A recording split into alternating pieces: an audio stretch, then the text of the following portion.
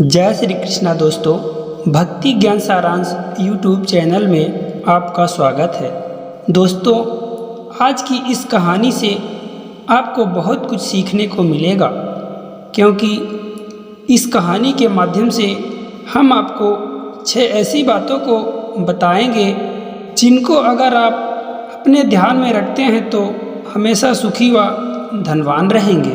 तो मित्रों, इस कहानी को अंतिम तक अवश्य सुनिएगा और जीवन में अगर सुखी एवं धनवान रहना है तो इन 6 बातों को गांठ में बांध लेना। दोस्तों, किसी राज्य में पति पत्नी का जोड़ा मेहनत मजदूरी करके अपना जीवन यापन किया करते थे। दोस्तों, किसी राज्य में पति पत्नी का एक जोड़ा मेहनत मजदूरी करके अपना जीवन यापन किया करते थे। एक दिन उनके घर के सामने से 3 साधु गुजर रहे थे। तभी तीनों साधु घर के पास रुक जाते हैं और आवाज़ लगाते हैं कि आपके द्वार में साधु आए हुए हैं। साधुओं के आवाज़ लगाने पर औरत घर से बाहर निकलकर देखती है कि उसके द्वार में 3 साधु खड़े हुए हैं। तब उस औरत ने साधुओं को प्रणाम कर उनको बैठने के लिए घर के बाहर ही आसन लगाए। इसके बाद भिक्षा देने के लिए एक थाली में कुछ अनाज लेकर आई। तभी एक साधु कहते हैं, हे देवी, हमें जोरों की भूख लगी है, अगर कुछ खाने को मिल जाता तो बड़ी कृपा होती। तब वह गरीब औरत मन में विचार करने लगी कि हमारे घर में तो इतना पर्याप्त भोजन ही नहीं है कि तीनों साधुओं को भरपेट भोजन करा सकूं।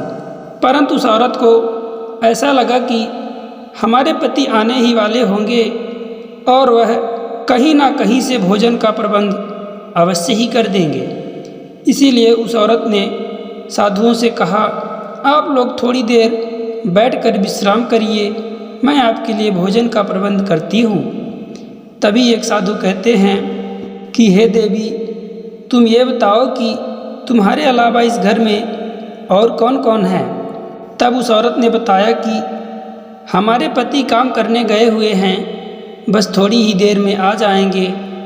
तब उन साधुओं ने कहा, हे देवी, तुम्हारे पति घर में नहीं हैं, इस कारण ना तो मैं तुम्हारे घर में प्रवेश करूंगा और ना ही तुम्हारे यहाँ भोजन करूंगा। जब तुम्हारे पति आ जाएं, तब हमें भोजन के लिए बुला लेना। थोड़ी ही देर बाद उस औरत का पति काम करके घर आता है। तब उस महिला ने अपने पति से साधुओं की सारी बातों को बताई। तब उस महिला के पति ने कहा, साधुओं को बुला कर लाओ और उन्हें भोजन कराओ, क्योंकि बड़े भाग्य से साधुओं का घर में आगमन होता है।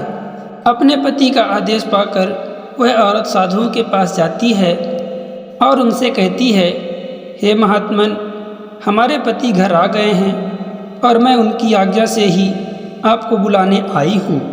आप लोग चलकर भोजन ग्रहण कीजिए। तब साधु कहते हैं, हे देवी, हम तीनों लोग एक साथ किसी के घर में प्रवेश नहीं करते हैं।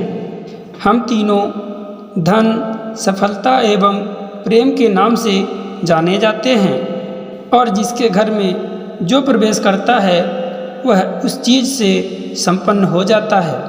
अतः अपने पति से जाकर पूछ लो कि हम तीनों में से सबसे पहले वह किसे बुलाना चाहेंगे। दोस्तों, साधुओं की बात सुनकर वह औरत अपने पति के पास जाकर सारी बातों को बताती है। तो उसके पति ने कहा, हम लोग तो पहले से ही बहुत निर्धन हैं, अतः सबसे पहले धन को ही बुला लेते हैं, क्योंकि अगर घर में धन आ जाएगा तो हमारी गरीबी हमेशा हमेशा के लिए समाप्त हो जाएगी। तो उस औरत ने कहा, अगर हम सफलता को बुला लेते हैं तो बिना कुछ किए ही हर एक काम में सफल हो जाएंगे, जिससे धनवान होने में भी ज़्यादा समय नहीं लगेगा। दोस्तों, इस तरह दोनों पति पत्नी का अलग अलग मत होने के कारण निष्कर्ष ही नहीं निकल पा रहा था कि आखिर सबसे पहले किसे बुलाया जाए।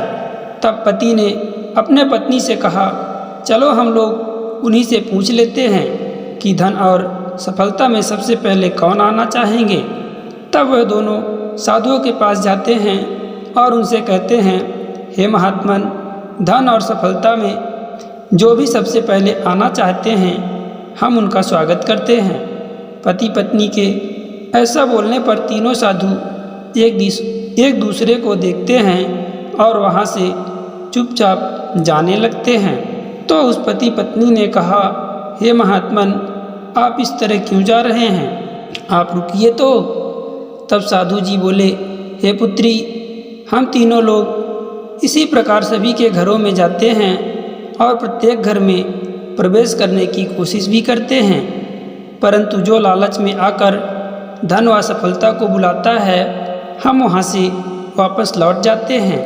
लेकिन जो प्रेम का चुनाव करता है, उसके घर में हम सभी एक एक करके प्रवेश कर जाते हैं।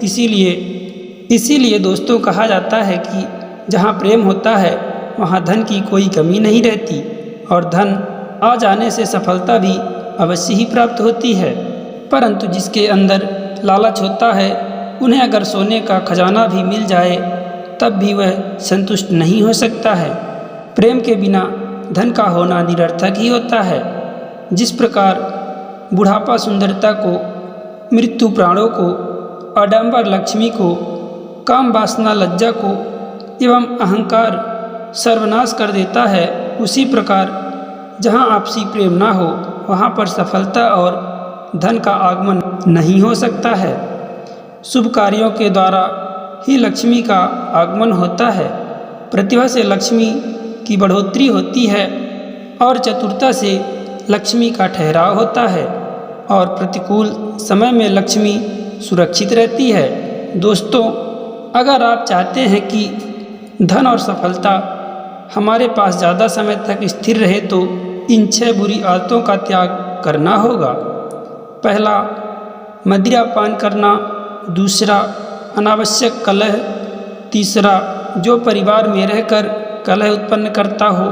चौथा, किसी भी स्त्री एवं पुरुष में कलह कराने की भावना। पाँचवा, बुरी संगत। एवं छठा, अहंकार की भावना है। दोस्तों, अगर आप इन 6 बुरी आदतों का त्याग कर देते हैं तो निश्चित ही आपके घर में प्रेम, धन व सफलता तीनों का वास होगा और आप जीवन भर सुखी एवं धनवान बने रहेंगे। दोस्तों, आशा करते हैं आज के इस वीडियो से आपने बहुत कुछ सीखा होगा, और इसी तरह ज्ञानवर्धक एवं पौराणिक कथा कहानियों को सुनने के लिए हमारे चैनल को सब्सक्राइब जरूर कर लें और वीडियो को एक लाइक करके कमेंट में लिख दें, जय श्री कृष्णा, राधे राधे।